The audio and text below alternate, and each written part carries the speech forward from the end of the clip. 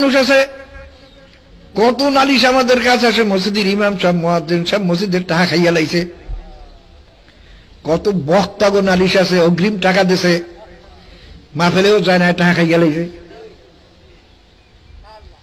কি কি আলেম তুমি? তুমি একটা জাহান্নামী।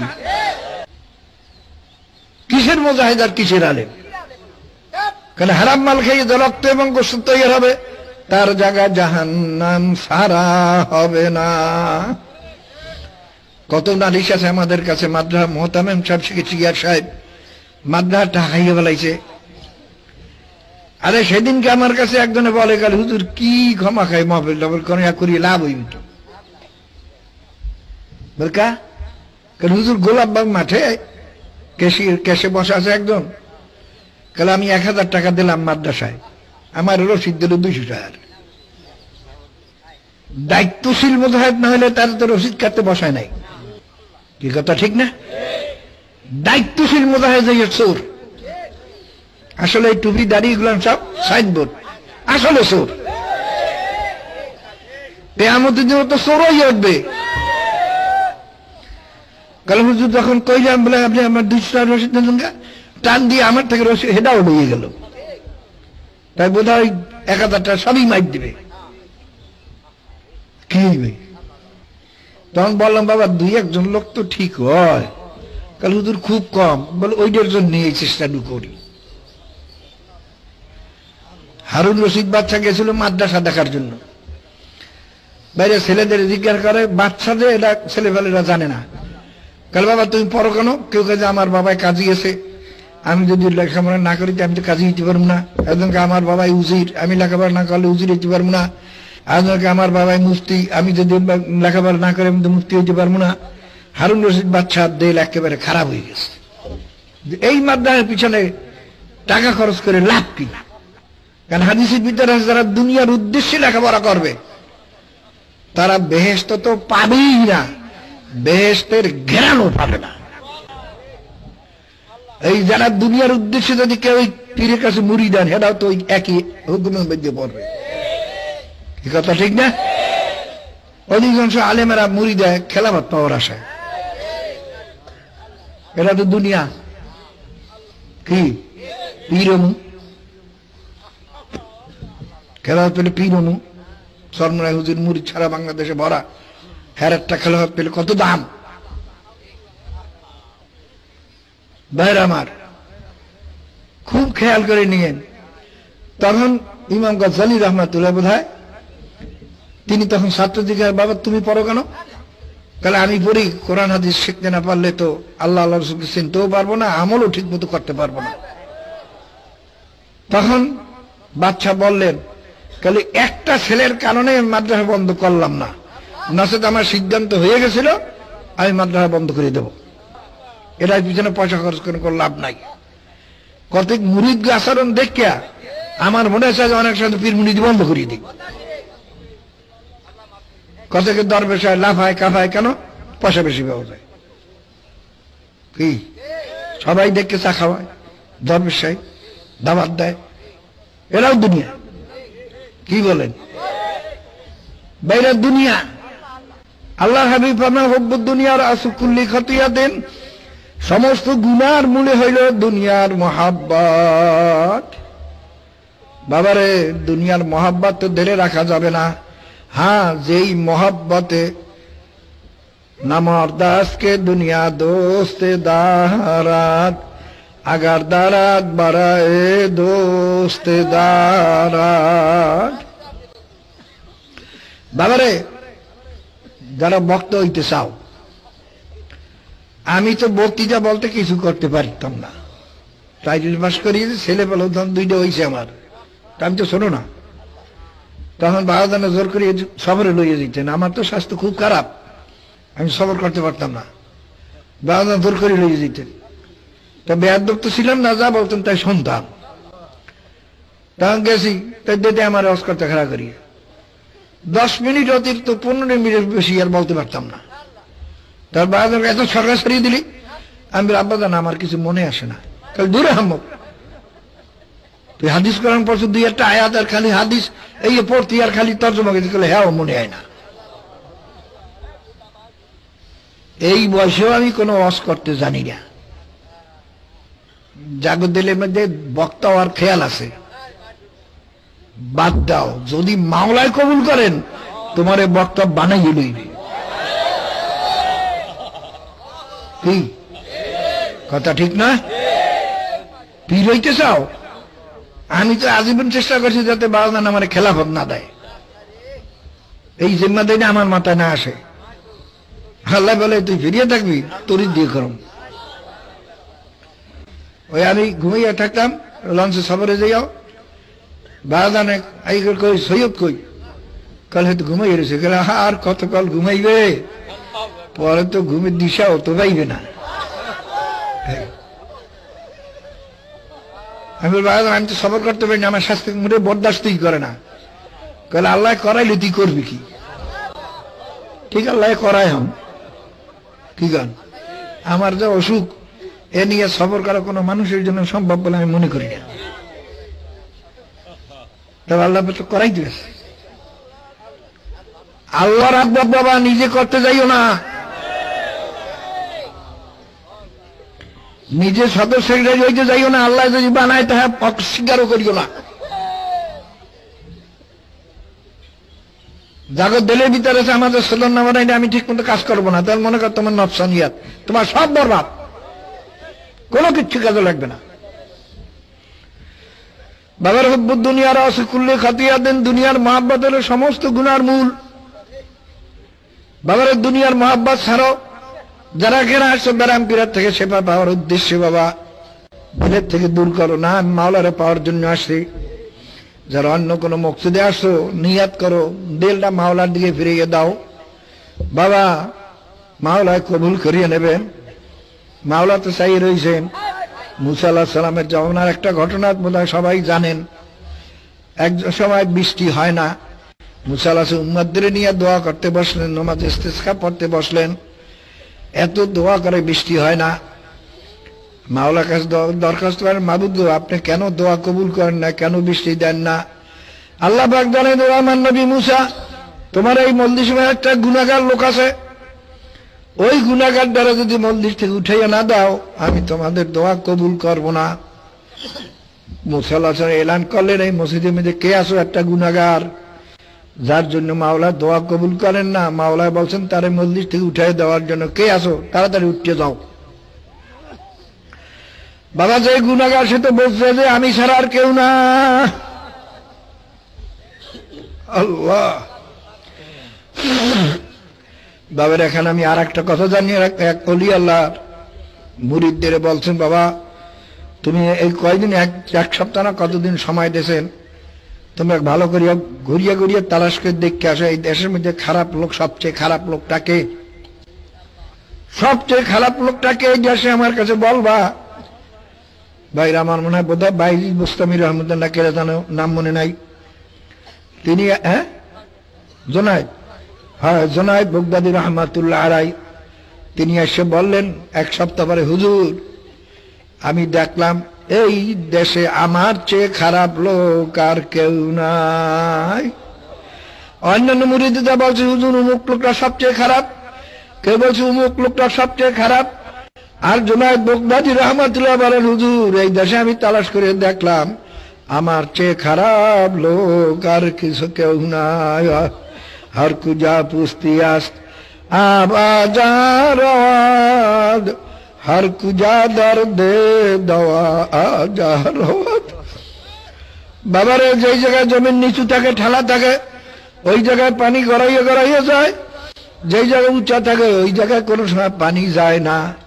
কাজে নিজের নিজে নিস্তি করিয়া দাও বাবা, কিছু নাই কিছু নাই।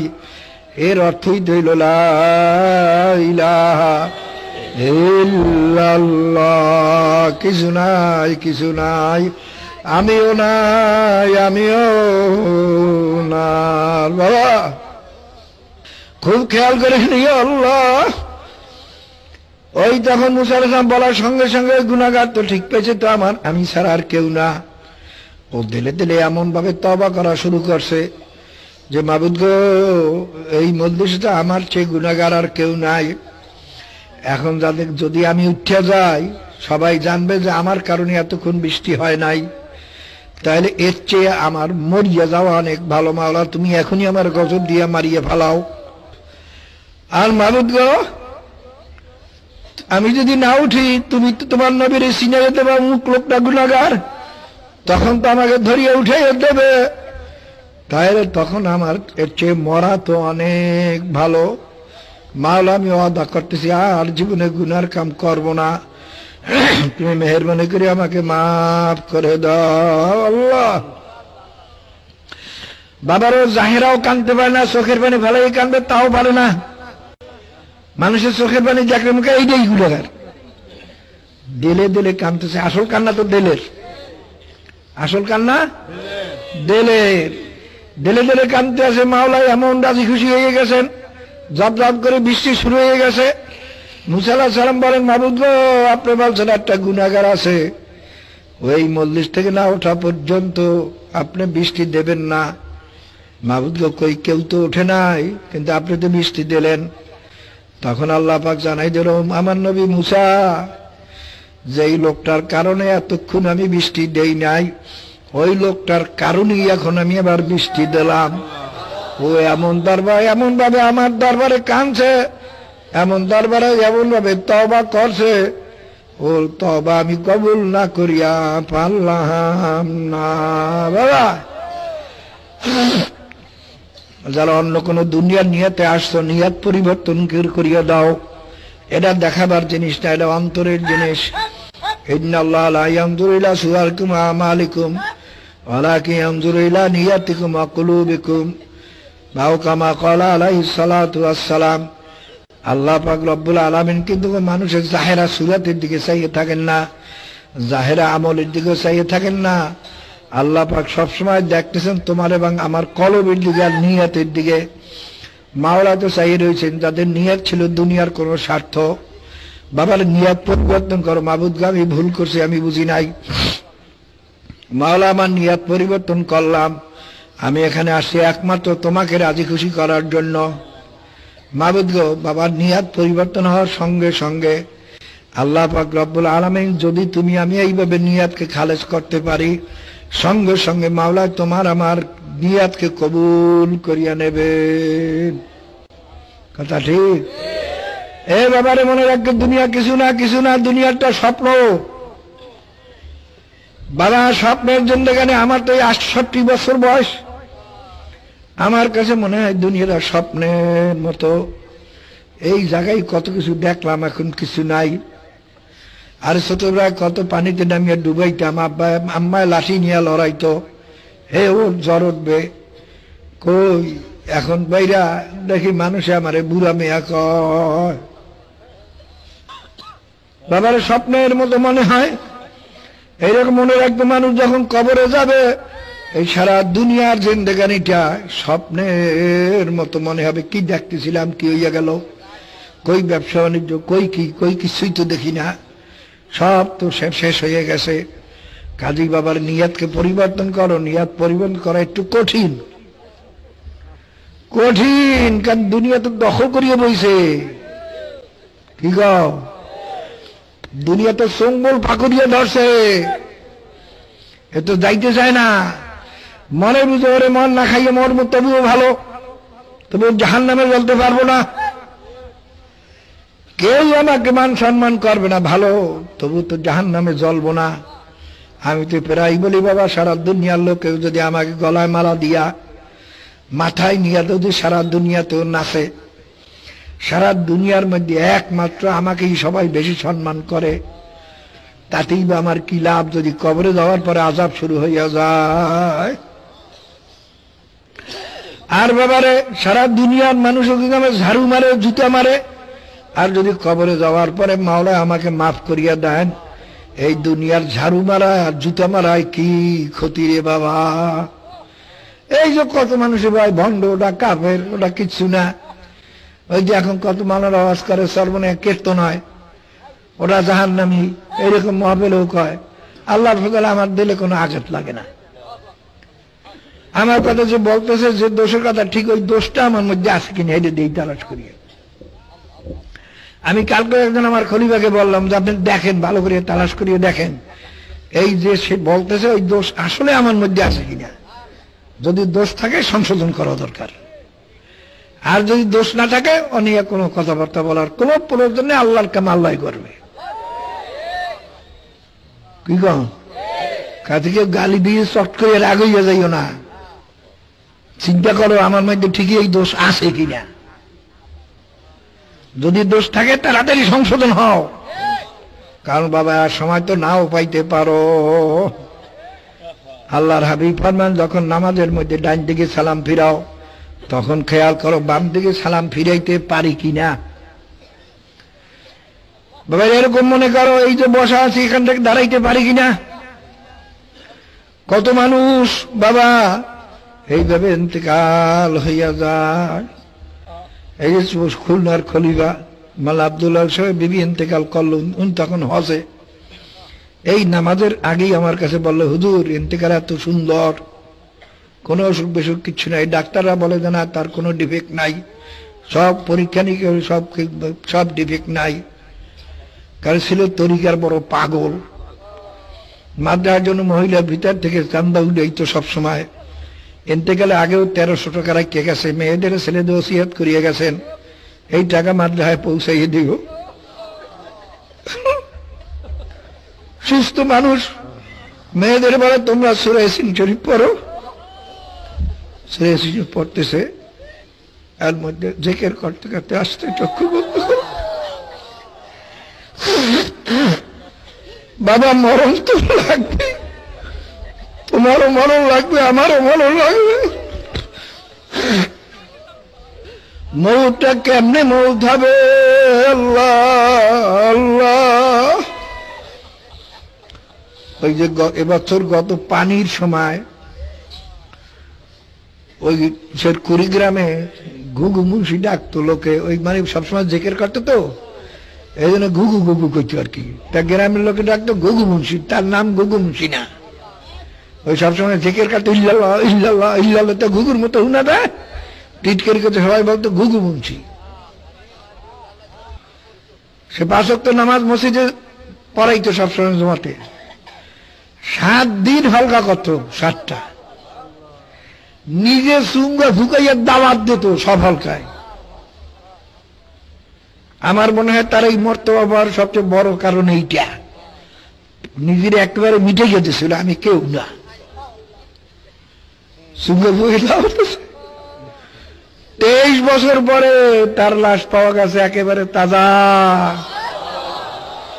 যারা তার লাশ দেখছে উঠেছে তারা মহফিলে আছে। বাবা ওই যে আমার কাছে বলছে দেখা কত টাকালে হুজুর এর দাফনও তো আমরাই করছি, কিন্তু তখন যে চেহারা দেখছি তার চেয়ে এখন এই চেহারা আরো সুন্দর। কাল হুজুর মনে হয় যেন তার থেকে জিকিরের আওয়াজ আসতেছে, আমার কাছে মনে হয়। কাল হুজুর যে আতর গোলাপ দিয়ে তাকে দাফন করছে তার চেয়ে আরো সুন্দর ঘেরান আসতে আছে। ও বাবা রে, কবরে তো তোমারও যাইতে হইবে, আমারও যাইতে হবে। তোমার আমার মৌত কিভাবে হবে, কিভাবে কবরে হবে চিন্তা ভাবনা করিয়া কবরে যাওয়া লাগবে। এই পীরগিরি, এই সৈয়দগিরি, এই কি কিছুগিরি, এই তালুকদারি, এই জমিদারি, এই মাস্টার সাহেব, এই প্রফেসর সাহেব কিছুই থাকবে না।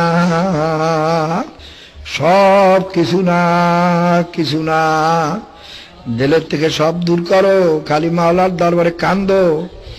মাওলার পাগল হইয়া নি কবরে যাইতে পারি তো বাবারে মনে রাখতে, চরমনার দরবার শুধু আল্লাহর পাগল হওয়ার জন্য, আল্লাহর খাঁটি বন্ধ হওয়ার জন্য, আল্লাহর হাবিবের খাঁটি উম্মত হওয়ার জন্য, অন্য কোনো উদ্দেশ্য না। যারা এখনো দিলের থেকে এই দুনিয়ার উদ্দেশ্য দূর করতে পারবা না তাদের ওসিয়াত করে নসিহত করি ক্ষমা বাবা চেষ্টা করতে থাকো। দেখো দিলের থেকে দূর করতে পারো কিনা।